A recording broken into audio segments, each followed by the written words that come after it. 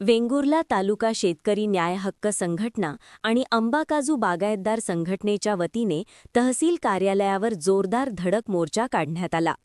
लहरी आणि अनियमित हवामानामुळे संपूर्ण सिंधुदुर्ग जिल्ह्यात आंबा व काजू पिकांचे मोठ्या प्रमाणावर नुकसान झाले असून बागायतदार आर्थिक संकटात सापडले आहेत। याच पार्श्वभूमीवर शेकडो शेतकरी आक्रमक भूमिकेत तहसील कार्यालयावर दाखल झाले।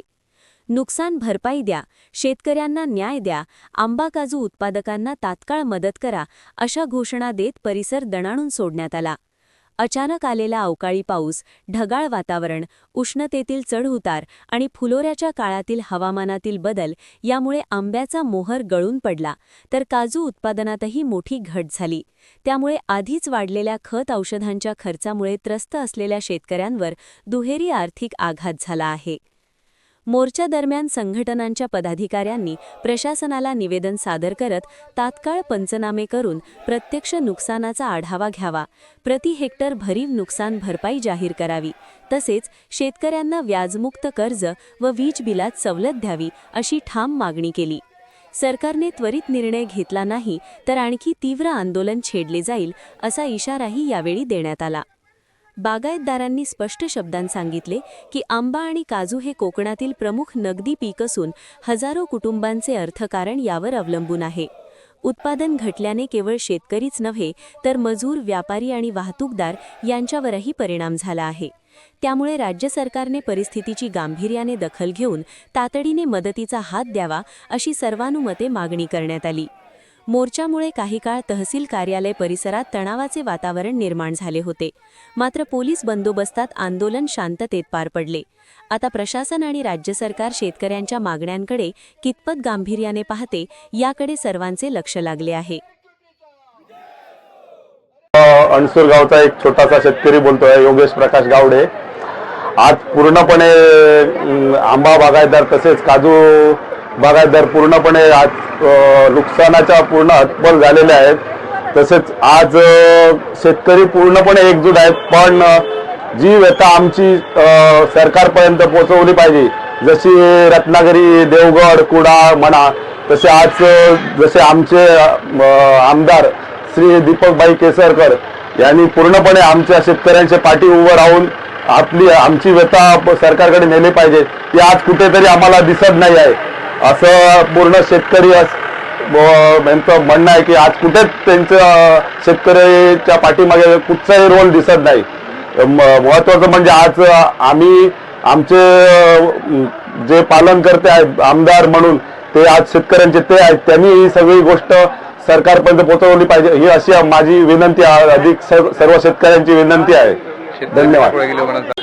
आमच्या सरकारकडून जी अपेक्षा आहे की जे आंबा बागायतदार आहेत किंवा आंबाचे शेतकरी आहेत हे गेली अनेक वर्ष आज इथे त्रस्त झालेले आहेत की यापूर्वी जे आंबा बागायतदार इथे आंबा पीक घेत होते ते सेंद्रिय खतावर की सेंद्रिय ह्याच्यावरती आंबा पीक यापूर्वी येत होतं।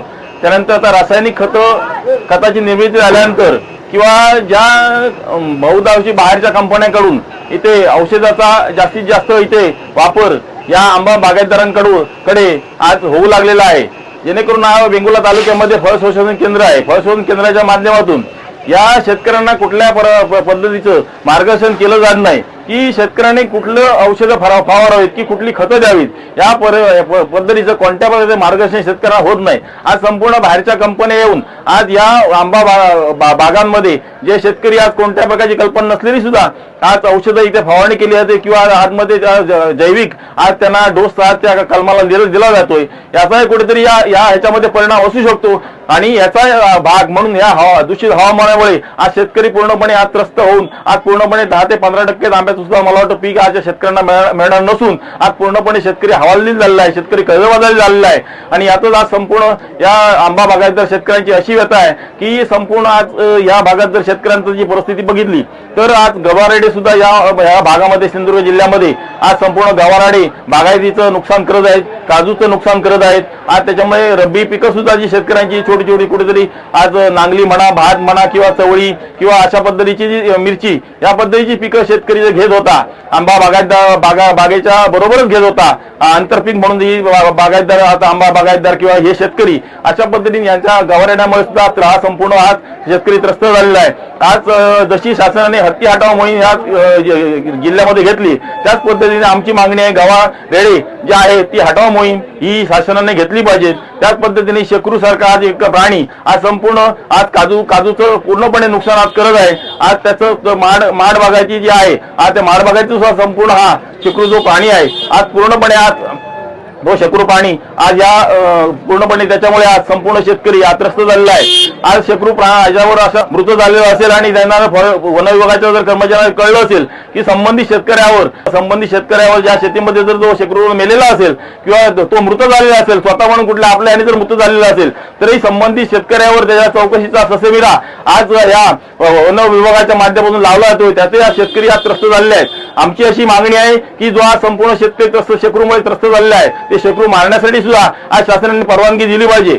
आज याच एवढं पीक आज आंब्याचं कमी असताना सुद्धा आज आंब्यावर प्रक्रिया म्हणून अशा पद्धती आंबा मँगो वायनरी आज बनवली जाते, परंतु त्याच्यावर 200% जवळजवळ आज हे कर असल्यामुळे आज तो करमुक्त करून आज ती वायनरीसाठी सुद्धा इथे शासनाने प्रयत्न केले पाहिजेत. आज ह्या वन विभागाच्या माध्यमातून आज इथे कुठल्याही शेतीला जे कंपाऊंड आहे, सौर कंपाऊंड आहे, कुठल्या आज या वन विभागाच्या माध्यमातून आज शेतकऱ्यांना कुठल्या प्रकारची आज इथे मदत आणि कुठल्या प्रकारे मार्गदर्शन केलं जात नाही. या संपूर्ण कृषी विभाग म्हणा किंवा ही सगळी जी संशोधन करणारी मंडळी आज फळ संशोधन केंद्राचा कुठल्याही प्रकारचा शासनाकडे अहवाल नाही. ही नुकसान भरपाई कशामुळे झाले अद्यापर्यंत या फळ संशोधन केंद्राने सुद्धा अहवाल आज ह्या शासनाकडे दिलेला नाही आणि ह्या संशोधन केंद्राकडनं सुद्धा शेतकऱ्यांना मार्गदर्शन होत नाही. याच्यामुळे संपूर्ण शेतकरी हवालदिल झालेला आहे.